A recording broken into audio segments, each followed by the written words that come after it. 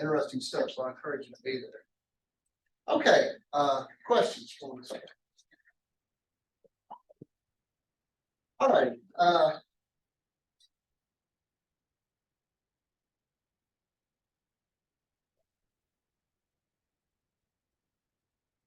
we're going to talk about rank matrix. So we're actually going to get into something called row spaces. This is not, I don't think this is too tough today. So let's kind of go with this. I'm going to work kind of a long example. Well, not that long, maybe. Well, let me stand here from the definition. Just like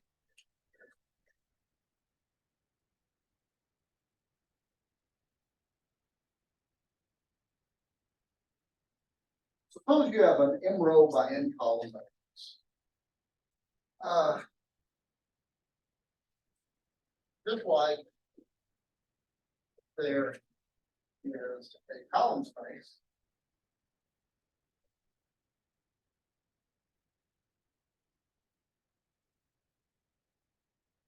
And somebody remind me, how do we get the column space? What is it? What are the building blocks we use for this? Well, right. You're correct. That's a basis. But actually, we could be sloppy and just, I walk up to you on the street, give you an M by N matrix, just all the columns, just take their span, right? Just the span of every one of the columns. Agree?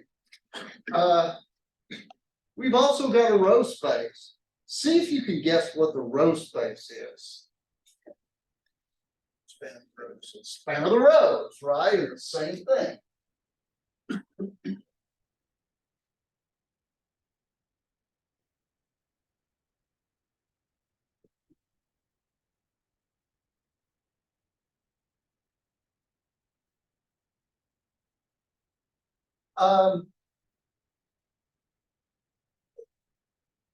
It seems that the row space and the column space could be just two completely different things, doesn't it?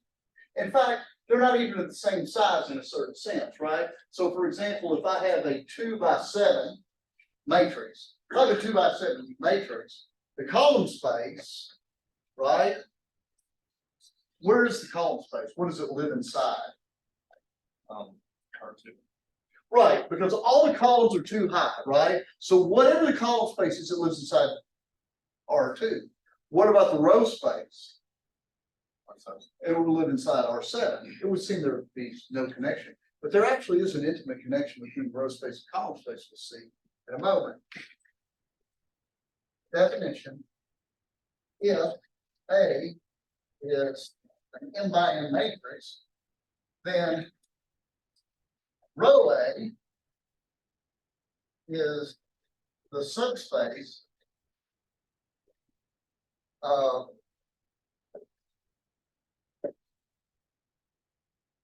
Rn spanned by the rows of A.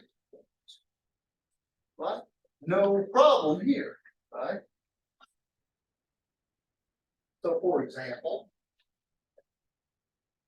let's let A be 3, 1, 2, 4, 5, 0, 0, 6, minus 1, 1, 2.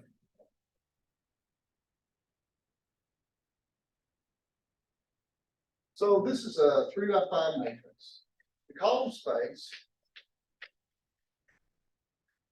Notice at this point, I haven't asked you anything like fancy, like a basis. Column space is this.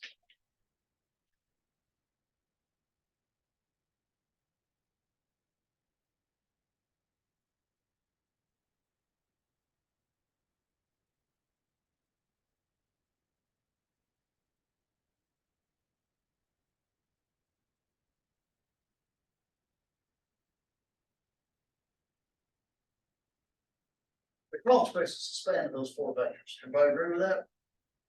Mm-hmm. By the way, can the column space be, what's the biggest dimension the column space would be theoretically in this case?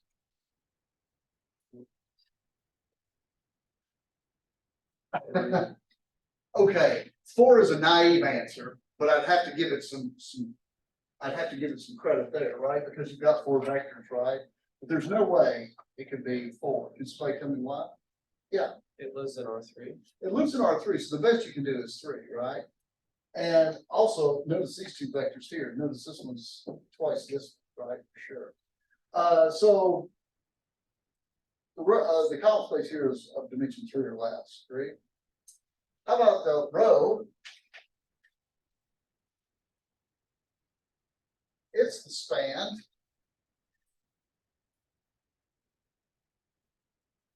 of the row vectors 3, 1, 2, 4,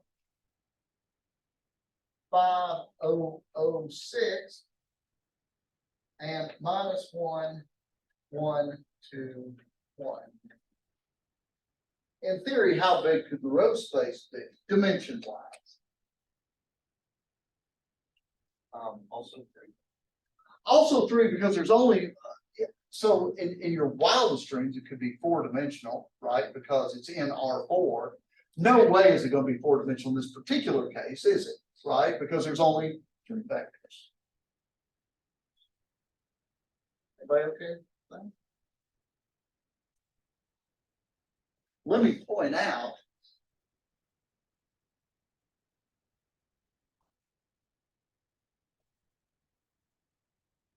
can somebody think what's the connection between the row space of this matrix? Can anybody realize this is the column space of another matrix naturally? There you go. How about the transpose? Your book says equals. Your book is incorrect.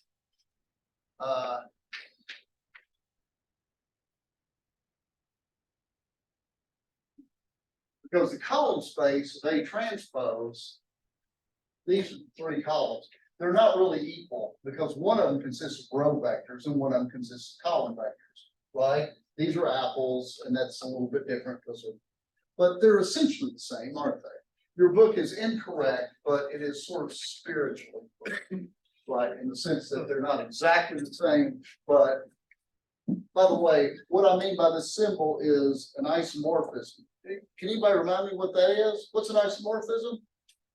Same. Actually, that's really good. Iso means the same, right? And morph means to change, right? What an isomorphism means is they're the same but different. They're almost the same. Let me give you something a little bit more technical. What that means is there's a linear transformation from the row space of A to the column space of AT that is 1-to-1 and onto, right? So the column space of AT is the span of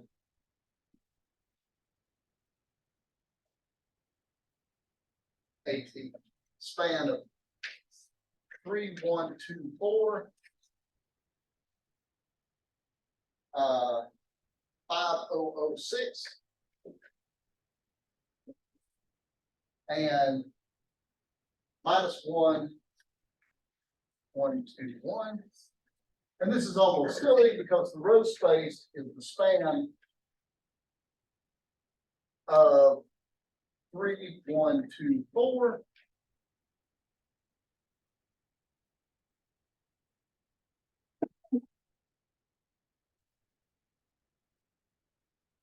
There is an isomorphism from the column space. I'm sorry, the row space of A to the column space of T. And I'm going to show you how this isomorphism works. This is, I feel almost kind of embarrassed doing this, but I'm going to do it anyway. What does a typical element of the row space of A look like? It's just a 4-dimensional vector that lives in the span of this. Everybody agrees? So let me just write it this way: A, B, C, D, or whatever this is, it's in the span of those rows, right? Now, my output needs to be in the column space of the transpose. tell me, what should I make this? Well, I don't know, let's make it a column instead. That's the way this function works. It takes a row and says, stand up lazy, right? That's all it does, right? You can check that this is a linear transformation and it's also one-to-one and onto, right? So there's your same difference, right? The only difference between the row is one of them's lying on the couch and one of them's standing at attention. That's it, right? Okay, any questions?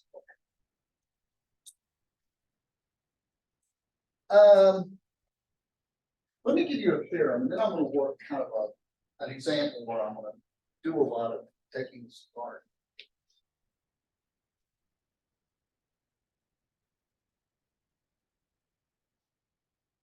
Notice this is a little bit different from the column space. We have so theorem.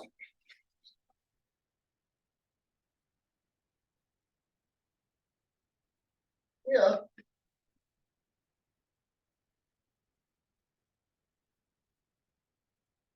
So suppose I have two matrices that are row equivalent.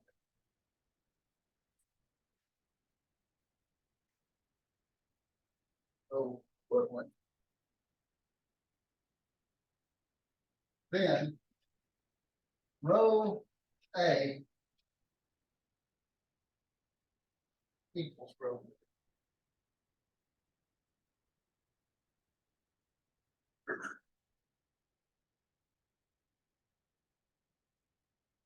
And this is kind of a cool bonus. You did not get this from the column space, but this is cool. And if B is in echelon form, not even row reduced echelon form, just the stair step echelon form, then the non-zero rows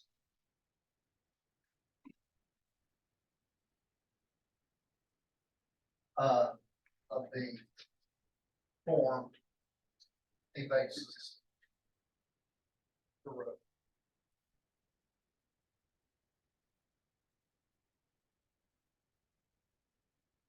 And hence row A.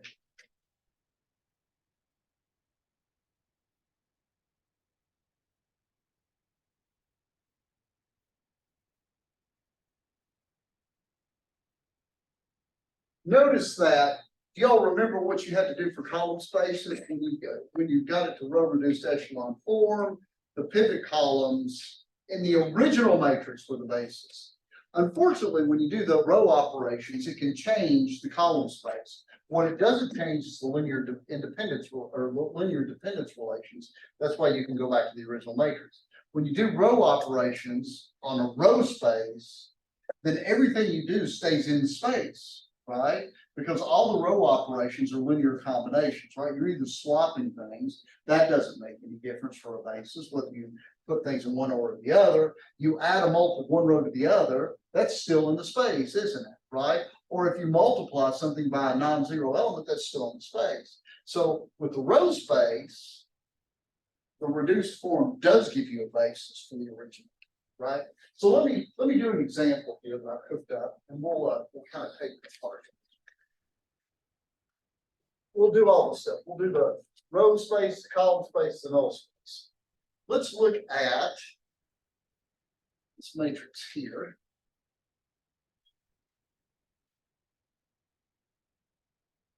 Put A, B, 1, 3, 2, 1, 4, 1, 4, 2, 0, 7,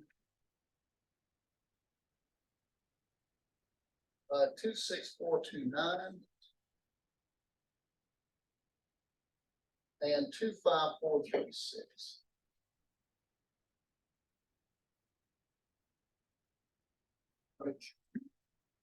Okay. Let's build the kitchen sink at this point. You know, this is one sexy matrix, and I'd really like to know it's row space, it's column space. I'd like to know the null space. Like, let's get the whole thing.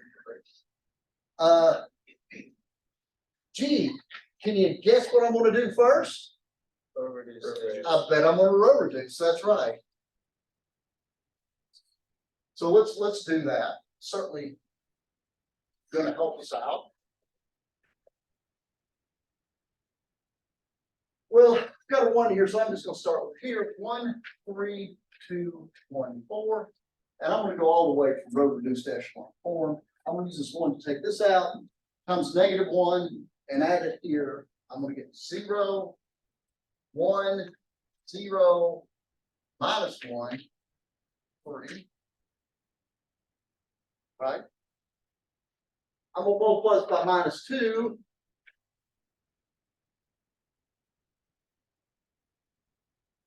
Try to take that out, and I get soup's lucky on this one. -2, I get 0, I get 0, I get 0, I get 0, I get 1.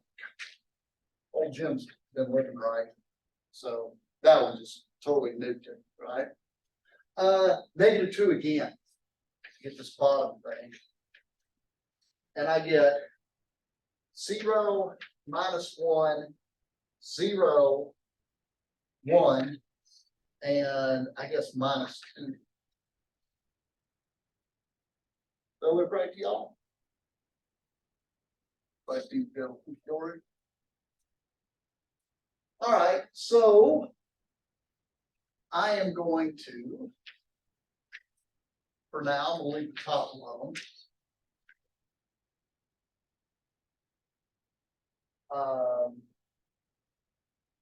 One. And let's see what I'm gonna do here. I'm gonna put this one at the bottom.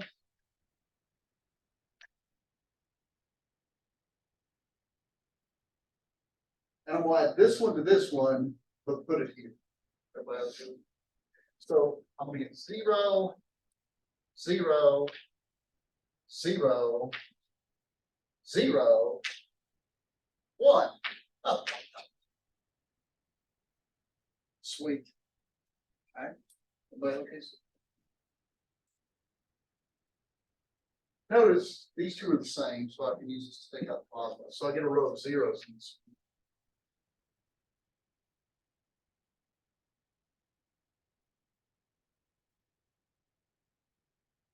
And would everybody agree that I can use this 1 here and just totally with impunity just kill this 3 and 4, right? Because everything else is zeros. So I can kill you. And then I can kill this one. 1, 3, 2, 1. But this is far. And the one last thing I'm gonna do is I'm gonna put this as row reduced by getting this 1 here. And my row reduced echelon form.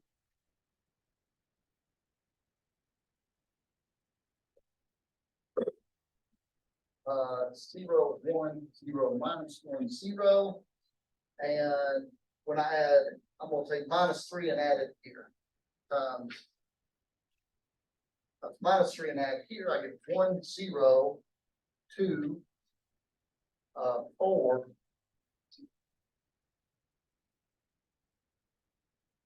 Everybody okay with that? So for safekeeping, I'm gonna list this right here.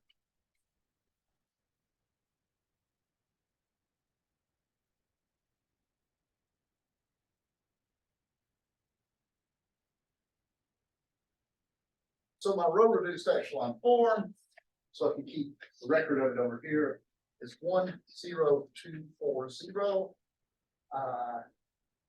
0, 1, 0, -1, 0.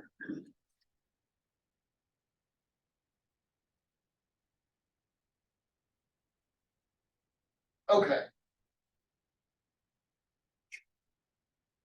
Let's take this apart. Okay.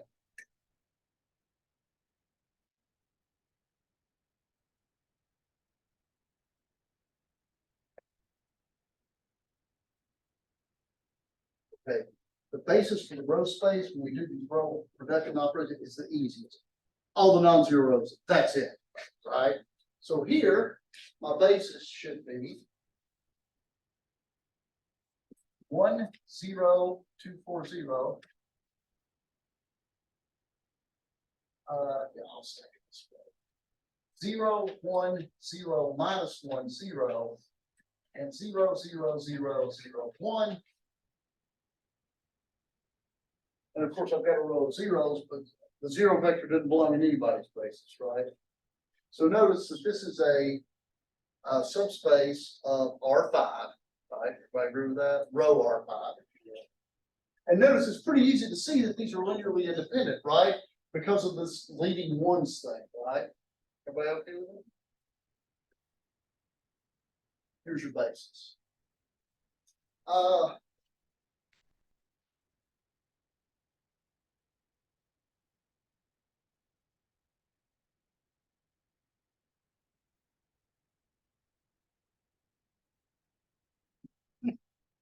How about column space?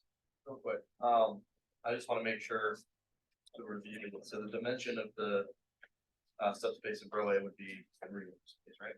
Everybody agree with that? Dimension of the row space is 3, because those 3 non-zero rows actually form a basis. And Okay. so the number of non-zero rows corresponds exactly to the dimension of the row space. Everybody okay with it? Can you guys, can y'all pick out the basis that I probably want to use for column space? The pivot columns, which in this case are columns, what are they? 1, 2, and 5, right? But here it has to be the original matrix. And let me kind of reemphasize this. Let me write down what the basis is. It should be the pivot columns of the original, right? So in this case, we have, what do we have? We have 1, 1, 2, 2. We have 3, 4, 6, 5. And we have 4, 7, 9, 6. Everybody okay with it? Pivot columns, original matrix. Let me illustrate again the hazards of why you got to be careful with this. Here are the pivot columns of the reduced matrix, right? Everybody agree with that? The pivot columns here are 1 and all zeros, 0, 1 and the rest zeros, 0, 0, 1, 0, right? Somebody tell me very quickly why those 3 vectors, the pivot columns in the reduced matrix, actually span a different space than these column vectors I have here. That is right. In all the pivot columns here, the 4th coordinate is always 0. So no matter what prestidigitation you think you're going to do, the span of those is always going to have a 0 in the 4th entry, right? Whereas here, well, I mean, even this one just by itself has a 6 in the 4th entry. So when you do these row operations, it screws up the columns, but what it does keep for you is the linear dependence relation. That's why you can go back to the original and use this. Everybody okay with that? By the way, what's the dimension of my column space?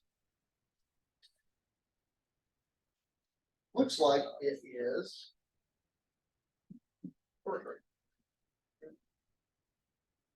Now, I'm fixing to do the null space because I'm complete like that. Somebody make a wild prediction for me. What should the dimension of the null space be? 2. It should be 2. Right. Yes. Now, earlier, you were not saying that this matrix is linearly dependent, right? A matrix by itself is, I mean, that's, your question is imprecise in the following sense. A matrix by itself, we don't talk about linear dependence or anything. Okay, right? We talk about vectors that way. Now, if you have vectors that are matrices, that's, but the matrix by itself, here's what happens in this matrix. I've got what, 5 columns, right? What I have here is 3 linearly independent columns. Right, the other two columns are not linear. In fact, look at column 3. It's 2 times the first column, right? So it's linearly dependent. Look at column, this would be the 4th column. It is 4 times this plus negative 1 times this. So it's, but 3 of the columns are linear. And does that clear up what you're? Yes, that's great, thank you. Okay, but you're right. We should have a 2-dimensional null space because we've got what, 5 columns, and the dimension of the column space is 3. So we've got to make up for that with the dimension of the null space being 2. Let's see this in action. Let's see it happen.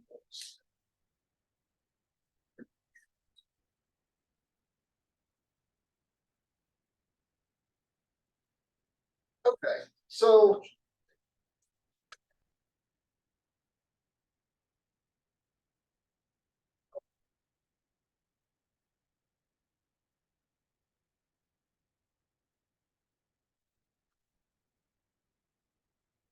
the matrix we got in reduced echelon form, rubber echelon form, was this.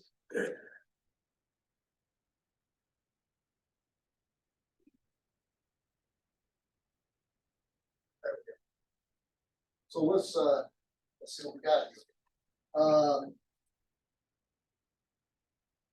What are my basic variables? Right, X1, they correspond to the pivot columns. So X1, X2, X5, the pivot columns correspond to basic variables. X3 and X4 are free variables. They correspond to the non-pivot columns, right? And so a good gut check on this, and this is why when you do this part, you want row reduced echelon form because it comes out real clean. The basic variables should always be written as a linear combination of the free variables, right? There shouldn't be any basic variable. You shouldn't have 2 basic variables in the same equation. That's basically it. And notice this is what we get. We have X1 plus 2X3 plus 4X4 is equal to 0. We have X2 minus X4 is 0, and we have X5 is equal to 0. I like that. Notice that every equation has only one basic variable in it. Here's X5, it's the only basic in this one. Here's X2, the rest are free. Here's X1, the rest are free. So rewriting this sagaciously, I get X1 is minus 2X3 minus 4X4, and X2 equals X4, and the brilliant X5 equals 0. Digging on that. So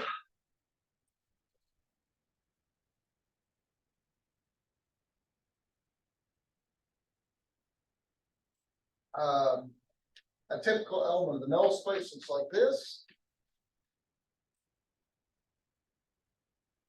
So let's kind of throw in what we know. See, I know that X1 is minus 2X3 minus 4X4. I know that X2 is X4. I know X3 and X4 are free, so I just have to put them in there. And then I know that X5 is 0. And so this can be broken up in terms of my 2 basic variables as parameters.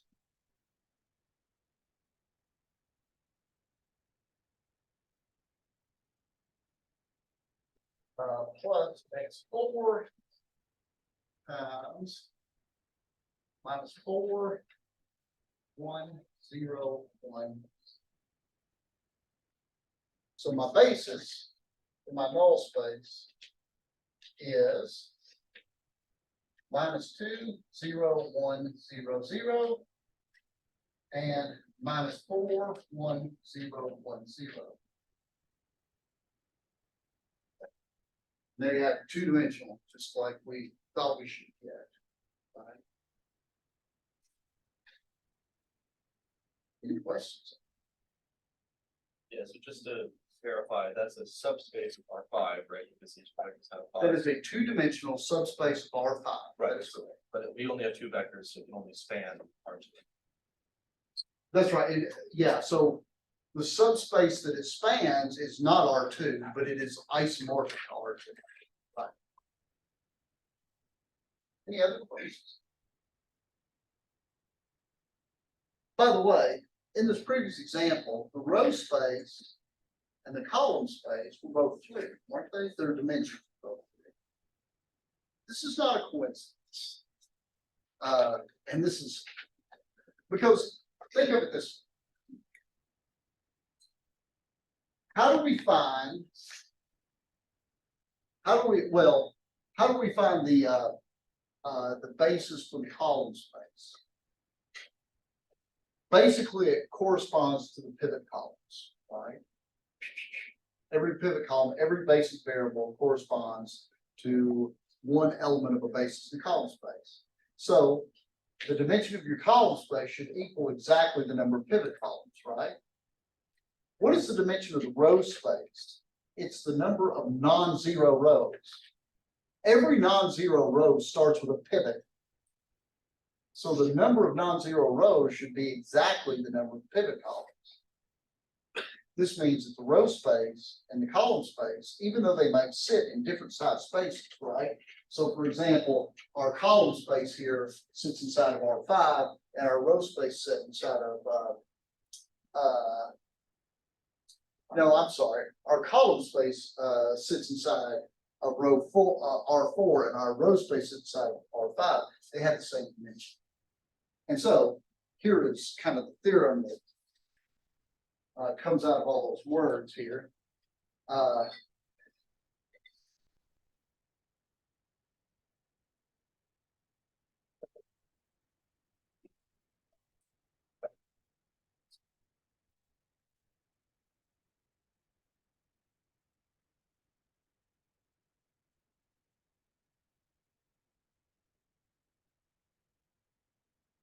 So let me give you a quick definition. By the way, you've seen this definition before. That's okay. Rank of A is the dimension column space of A. Again, we're going to get another way to think about this. Notice that since row A is essentially the same thing as the column space of AP, then dimension of the row space of A, the dimension of the row space of A is equal to the dimension of the column space of AT. Correct? Because these are essentially the same, they have to have the same thing. And this is the rank of AT, right? Because this is the dimension of the column space of AT, that's the rank of AT. And what's the relationship between the rank of a matrix and the rank of its transpose? They're the same. They're the same. This is a theorem that we had before. But this is another way of thinking about it. And this is the dimension of the column space. Right. So the dimension of the row space and the dimension of the column space should always be the same, even though they may live inside different spaces themselves. So theorem. Well, let me write this way.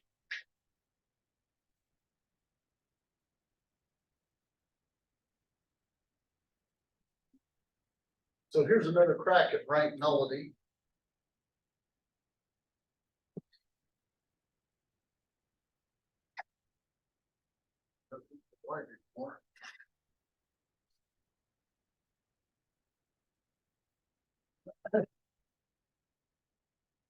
Here.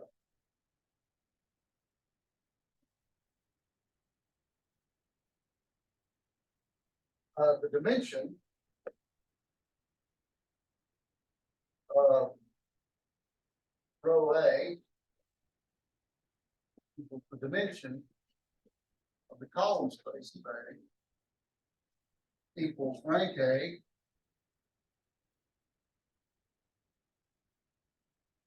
which equals number of pivot positions.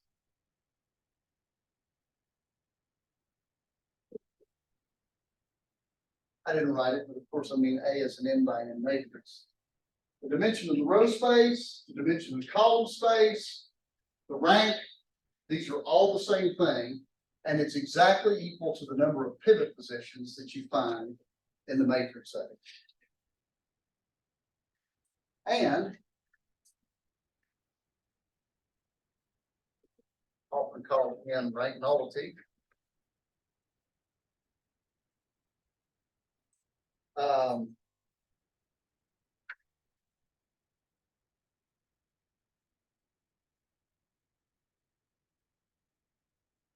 In null space.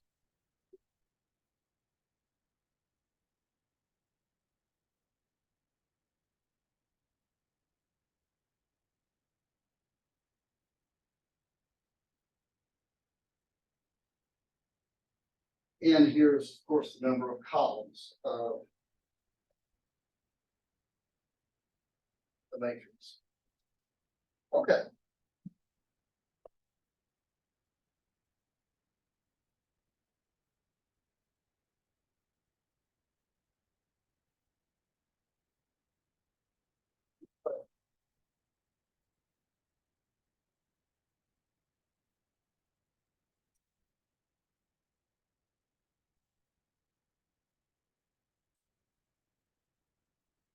So, suppose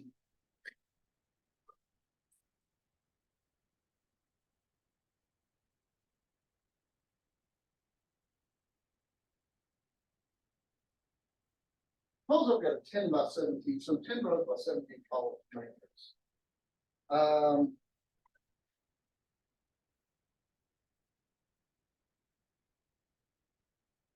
I claim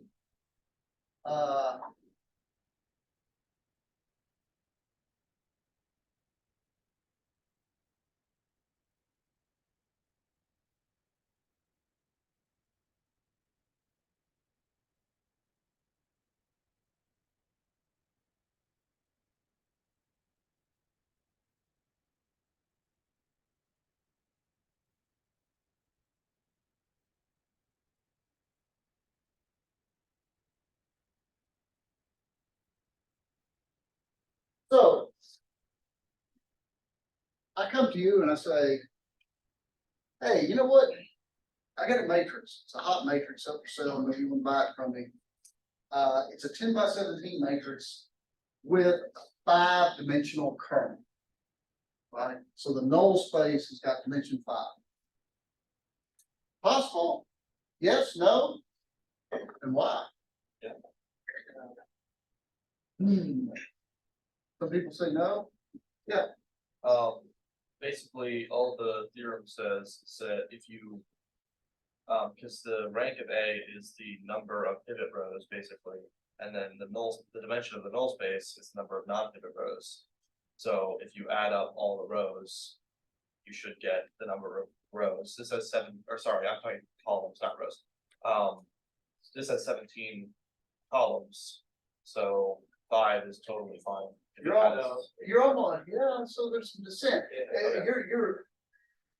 You're on the yellow brick road and then you saw the red bricks. Yes. All right. Yeah. So it works for rank nullity theorem, but the dimension of the column space, the dimension of the row space have to be the same. In this case, the dimension of the column space would be 12, which is more than. That's that. So you're absolutely on the right path, but you, so if so, then dim null a 5. And so since there are 17 columns. The rank of A is forced to be 12. Everybody agree with that? The rank only forces this on you because these two have to add up to 17. But this is equal to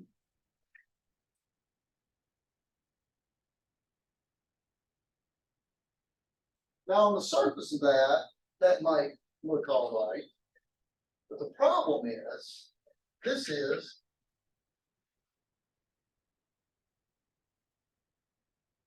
the dimension of the row space of A as well. And the dimension of row space of A can be no more than 10, because there's only 10 rows. So we have 12 is less than or equal to 10, which is ridiculous. So this is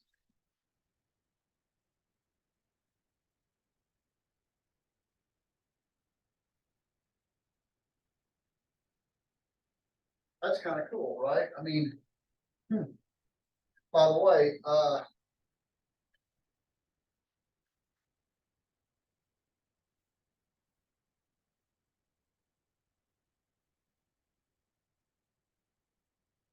and given our information here,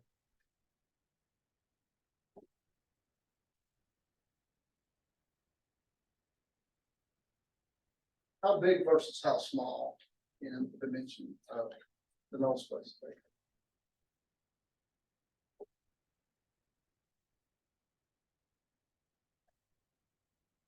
Well, I know how big it can be.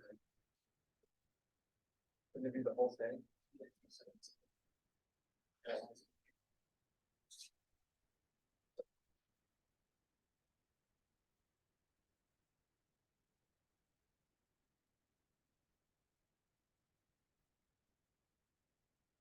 Somebody explain me how I can get a matrix that has a 17-dimensional null space. Fill it up with the zeros, right? And everything will be in the null space of that. Just make it the zero matrix and you're good to go. So the extreme here, the extreme big, I think was sort of easy to find. How small can it be? That's 7. I think that's right. 7. Because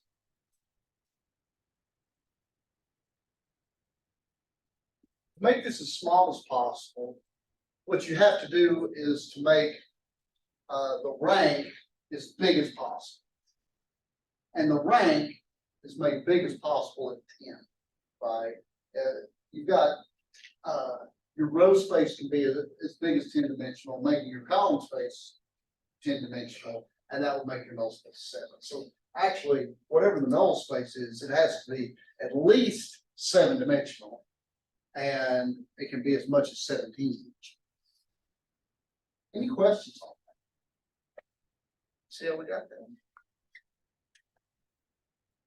All right, so let me give you kind of a last little bit here.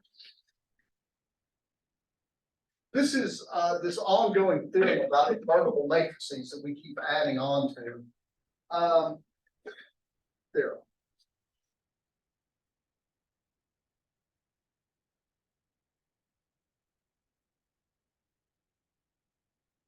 Okay, make note of this theorem here because this I really do mean n by n. This is a square matrix for this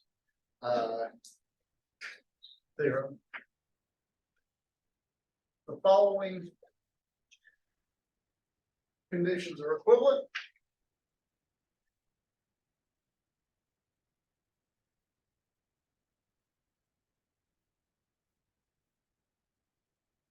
Number one,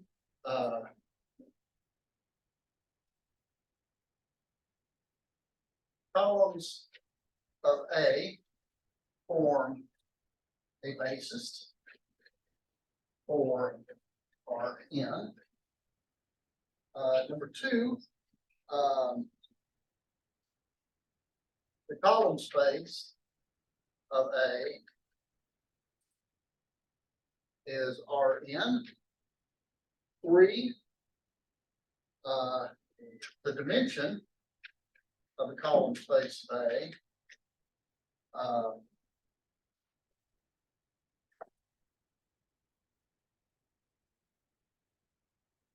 And number 4, the null space of A is the 0 vector.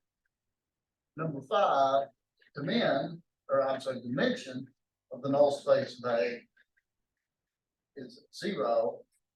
And finally, we'll see number 6 over here. All of these are equivalent to, well, actually, I'll throw in 2 more. Dimension of the row space of A equals N. And number 7, A is R.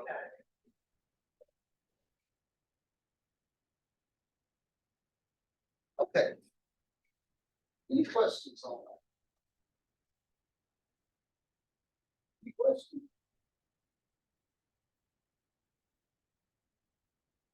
Okay, celebrate your Friday. This is personal. I'm gonna let you go before that stuff. You guys have a good weekend. Come to Mac Club if you got time, and we'll see you on Monday.